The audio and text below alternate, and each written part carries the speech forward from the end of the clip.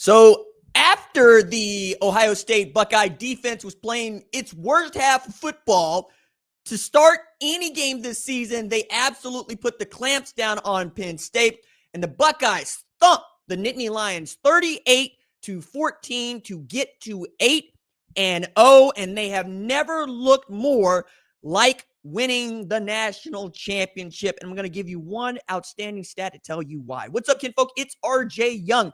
I am not on a step mill. If this is your first time watching Adapt and Respond, thank you for joining us here. We talk college football year round. If you're into that, go ahead and hit that subscribe button. Like this video and answer the question in the comments below. Did you expect Ohio State's defense to come out kind of flat, or the flattest it's looked all year? And I mean flats like wings, flat like the backside of actually, no, I'm not going to do that because not everybody going to be on that joke. So we're going to let that one go. We're going to pretend like I didn't bring that one up. That's what we're going to do. Julian Sayin was again outstanding, looking more and more like a Heisman Trophy winner. 20 of 23 for 316 yards, 4 TDs. Bo Jackson was outstanding. 13 rushes for 105 yards. It was nice to see Isaiah West get some run in this. CJ Donaldson had the lone real miscue for the Ohio State offense when he put the ball on the floor. Can't have that. And Carnell Tate's been outstanding, man. 5 catches, 124 yards, and a TD in this one. Not to be outdone. 6 catches, 123 yards, 2 TDs, 1 outstanding, ridiculous. What am I going to do about this? Jeremiah Smith, one-handed grab. Like, I was like, what? Like, your defensive back, you're like, yo, man, what am I going to do with that? You know, we had to get his hand on the ball. We had an opportunity to go get the Oski, and there's 4 coming down with one hand to bring that thing in bounds. Caleb Downs had a real tough personal foul penalty. I mean, tough on the wide receiver because he absolutely laid that man out.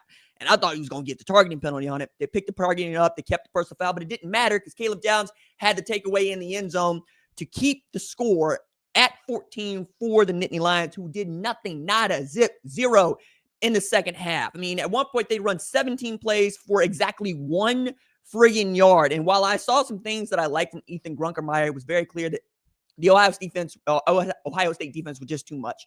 Had this been Ohio's defense, maybe you're looking at a better performance from him. But as it stands, this was the national championship game for a Penn State team that started out number 2 in the country. And now it has become the first preseason number 2 team in the entire history of the sport to have 5 a 5-game losing streak. And that, wow, I just did not see that coming. James Franklin or not. Grunkermeyer was 19 of 28 for 145 with the pick and sacked 4 times.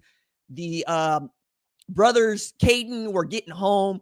Sonny Styles, Arvell Reese, outstanding over there, man. Katron Allen looked good from time to time. Nick Singleton, when he was out in space, looked good from time to time. But it's really about that Ohio State offense for me in this one.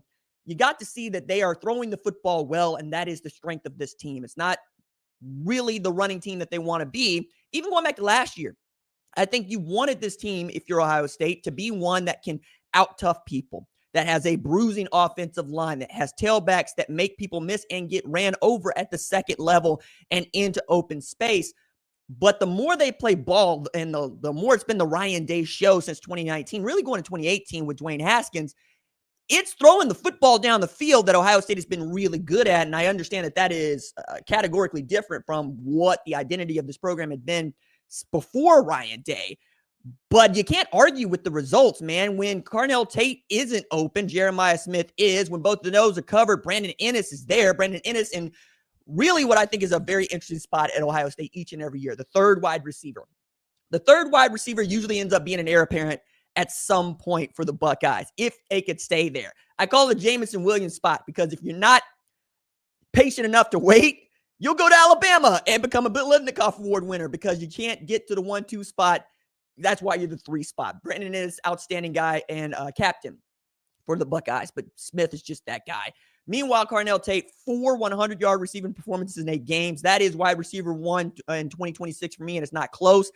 I think it's going to be a 2-horse race between he and his partner in Jeremiah Smith for the Biletnikoff Award, because you can make an argument the most productive wide receiver in college football is either one of those guys, honestly. And really, they're pushing each other, and Julian Sayin has the benefit of being able to throw the ball to both those dudes.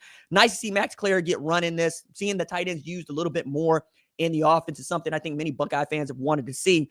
But really, the defense was the one thing that was giving everybody some pause. Like, I get that Penn State came out here loaded and whatnot, But the things that they did well were things that Ohio State should have been able to stop, which is basically running the football, using your power run, and getting your guards to pull. And when Andy Kotelnicki decided to get cute, that's when the offense stalled. I'm going, forget getting cute. Run the damn ball. Play power football. That is what seems to give these Buckeyes problems. And I'm sure other programs, notably Michigan, is taking that into account when they are game planning for this defense. But if you are a Buckeye fan, it's nice to see the Ohio State offense say, oh, all right, so defense, y'all need to sit down for a little bit. It's cool, kidfolk. I got it. I'll take care of it. And that's exactly what they did, putting up 38 points on this team, acting like the number one team in the country really should.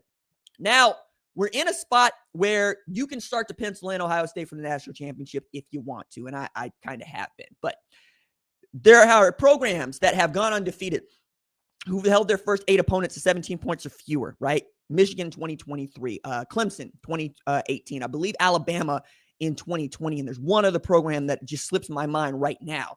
But the Buckeyes just joined that group, and all those groups went on to win the national championship.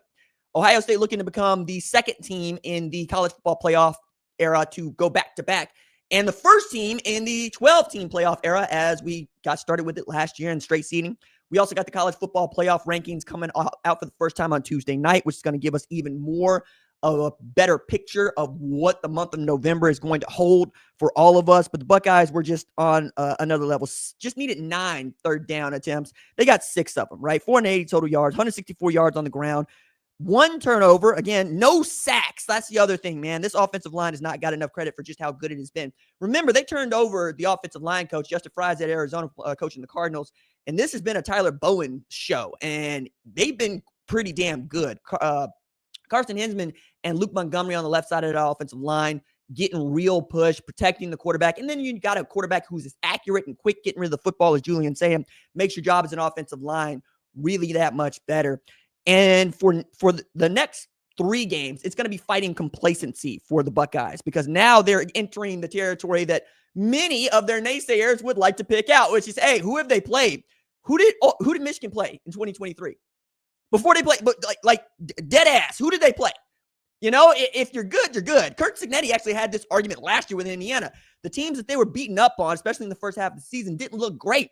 And he would say, and I would say this for the Buckeyes, the reason they don't look great is because we were beating their ass. Like, that's what it is.